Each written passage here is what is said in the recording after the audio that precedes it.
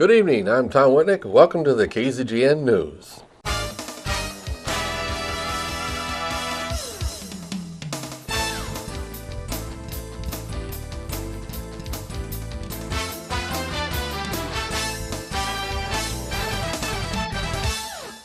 Breaking news from this morning.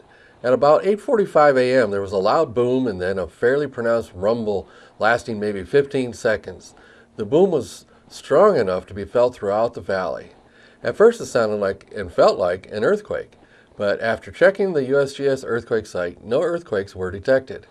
It is reported that it was just a test on the China Lake test ranges at the snort track, and we confirmed that with the PAO office at NAS China Lake. So there was no earthquake, folks. Now on to our lead story. We recently reported about the distribution of letters to property owners in the Indian Wells Valley announcing the release of the Kern County Planning Department's draft environmental impact report concerning two issues. One, balancing water uses to reduce future water consumption. Two, implementing compatible land uses for noise and safety in conformance with the China Lake Zone Study.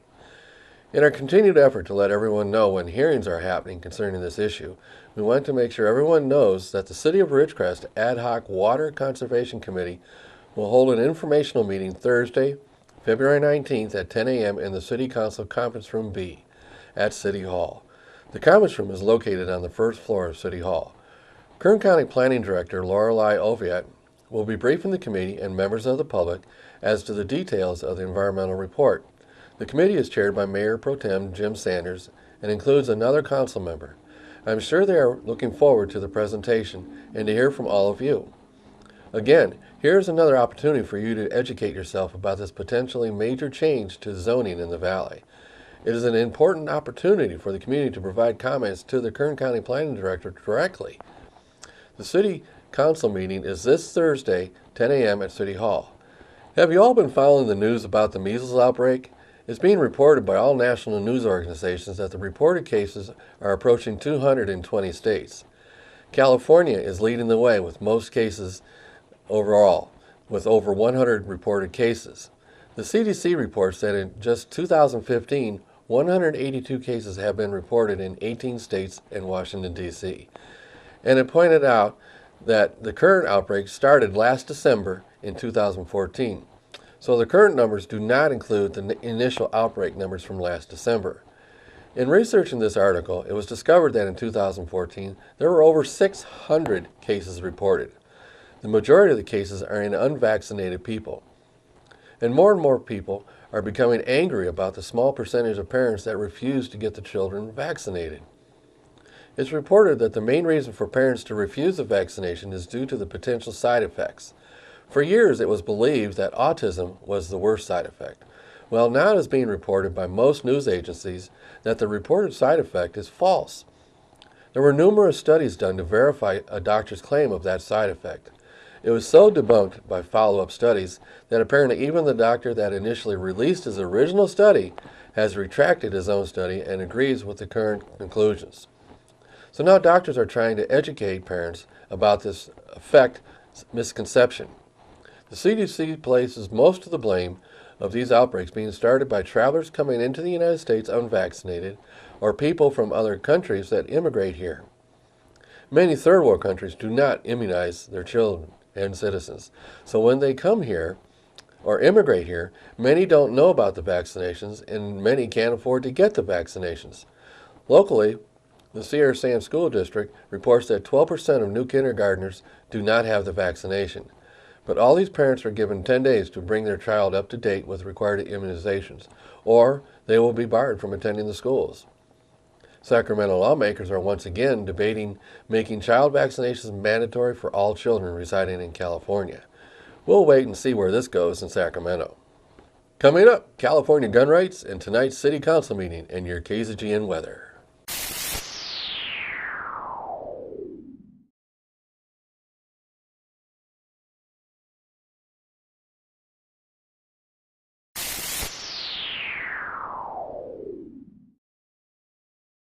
Welcome back. Time for today's stock report. Well, the stock report today was running awful flat because the Feds met and decided not to raise their interest rates at all. for the time being. So the Dow Jones was trading very down at 5 points and sitting at 18,042. NASDAQ is trading barely up at 4906.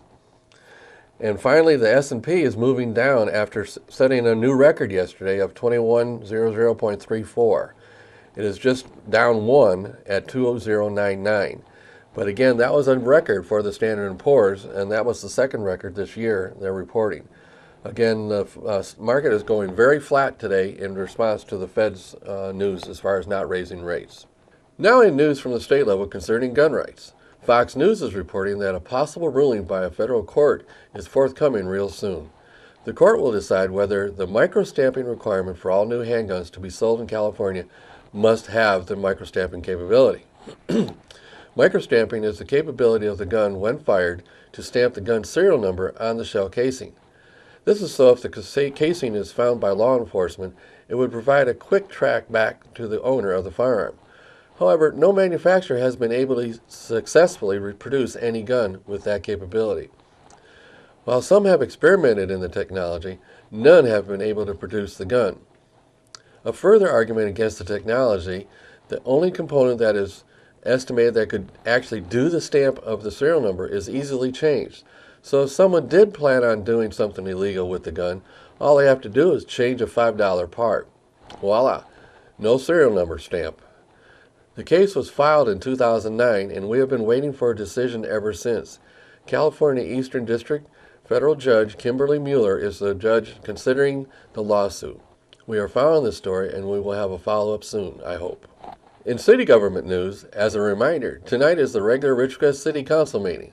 The open session starts at 6 p.m. and is in the City Council chambers at City Hall. Many things are on the agenda and will be discussed tonight. Right after our news, you still have time to make it over there. Get involved. And now, a look at your local weather.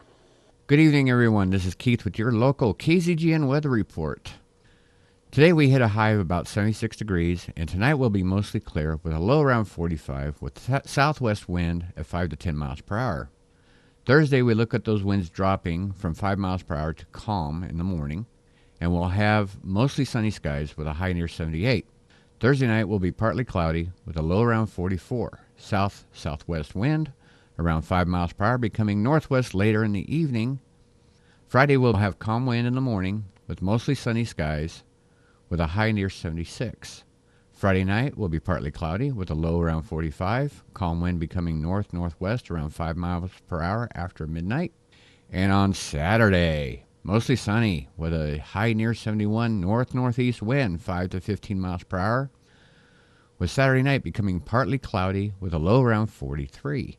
Northeast wind 5 to 10 miles per hour, becoming northwest later in that evening. And that is your KZGN weather. Thank you, folks. Now back to Tom Whitnick and your KZGN News. Thanks, Keith.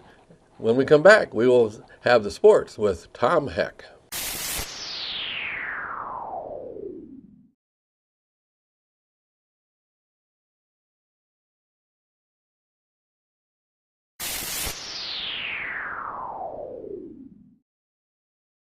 Welcome back. Here's the KZGN Sports Report with Tom Heck. And a very pleasant Wednesday afternoon. And tonight, Burroughs on the road basketball. They'll be playing at South Pasadena.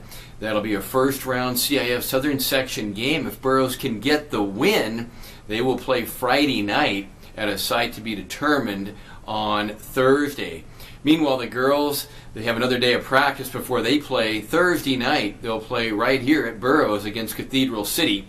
Cathedral City, the number 4 team from the Desert Valley League, a rather weak league, so a very good chance that Burroughs will get the win and have to play on Saturday at a site to be announced on Friday. So let's see that the Burroughs have a very good chance to win that first round for the girls, and Doug Hayes and the guys are playing good basketball right now, so a good chance that maybe they can upset South Pasadena. All right, let's switch over to Saracoso baseball. Today, the guys lost at Canyons 19-2. Canyons in the top 15 in the state. In that game, Joseph Martinez got the loss. The line score, Canyons 19 runs, 17 hits, and nowheres. And Saracoso, 2 runs, 8 hits, and 1 error. On Saturday they lost at Taft 12-5, and they lost Friday 1-0 against Monterey Peninsula. That was a game in which freshman Kiefer McClendon threw a 3-hitter. He went 10 innings, was taken out in the 11th. COSO lost 1-0, but what a performance that was. He threw 98 pitches in that game. It's tough when you throw 10 innings of scoreless baseball and still don't get the win, but what a good effort by him.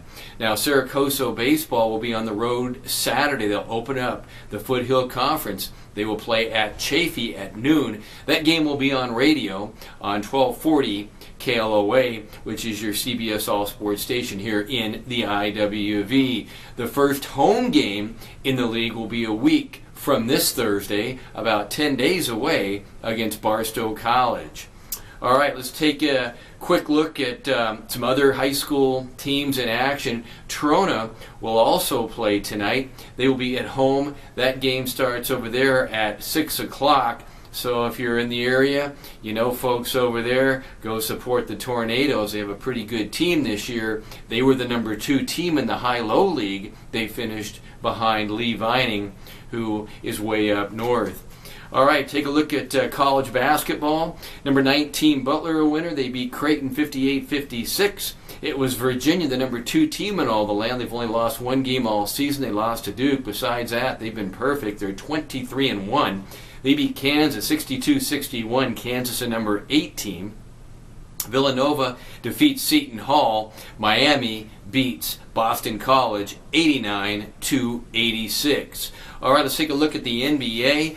It's a long holiday period for the NBA. They had the All-Star Game Sunday. They had a couple days off before that, and now they have 4 more days off after that. And LeBron James, as I mentioned the other day, kind of one of those guys that helped get that much time off. And with all the injuries that have been going on, maybe not a bad idea. All right, the Clippers don't play again until tomorrow night. They'll play at Staples against the Spurs, and the Lakers will play Friday night. They'll play Brooklyn at the Staples Center. All right, UCLA in action tonight. They're over in Tempe against Arizona State. UCLA fighting for a possibility of a NCAA playoff berth. The way they're playing right now, if they can win out, and they're going to have to beat ASU and U of A, and not easy. They play U of A on Saturday down in Tucson, the number 6 team in all the land. They have a very good chance of getting some kind of seed in that tournament. The other option for UCLA is if they don't win out, they're going to probably have to win the Pac-12 tournament, which starts in 3 weeks over in Las Vegas. For many years, they used to be played at Staples Center, then they went ahead and switched over to Las Vegas. Okay, also, USC will be in action tonight. They'll be down in Arizona against the U of A. USC picked up their second league win of the year on Saturday when they defeated Oregon State. They got some revenge for losing up in Corvallis. All right, number 15, North Carolina. At number 4, Duke tonight. And no Dick Vitale. In fact, they've made a pretty big deal about no Dick Vitale broadcasting that game. Evidently, I didn't even know it either, but for the last 15 years, Dick Vitale has been the color commentator for that rivalry game, North Carolina and Duke. They're only less than an hour away from each other, 2 powerhouses from the past, great history between the 2 schools, but for whatever reason, they didn't say he was forced out of the game, but they just decided to go with another crew. So we'll see how that works out. All right, number 14, Iowa State. They'll play number 22, Oklahoma State tonight. And also from the Pac-12, Colorado will play against Oregon. Now, that ought to be a very interesting game, too. Oregon has played well lately. They lost to UCLA, but Colorado has really underachieved. They're an accident waiting to happen, ability-wise. They may just turn on the afterburners at any time, and right now is a good time to do it. All right, quick look at the top 5 in all of college basketball. Kentucky still undefeated, 25-0, best start since 1954. Virginia at 23-1, Tony Bennett doing a great job. They win again last night. Gonzaga 26-1. Had a rough game against Pepperdine, but they end up winning that game. Duke is 4 at 22-3. They play, as mentioned, tonight at North Carolina. And number 5 is Wisconsin, having a very good year at 23-2. A lot of parity this year. The tournament should be fun. Starts in a few weeks. make sure that you get in front of that TV, or you get tickets early if you're trying to get to one of the regional games, because this year it's going to be a lot of fun. This is a great time of year for the basketball junkies out there. Well, that's your sports for this Wednesday. I'm Tom Heck for KZGN. Thank you, Tom. All of us at KZGN-TV know you have a choice in what you watch for news. I'm Tom Whitney saying thank you for choosing KZGN, the community station.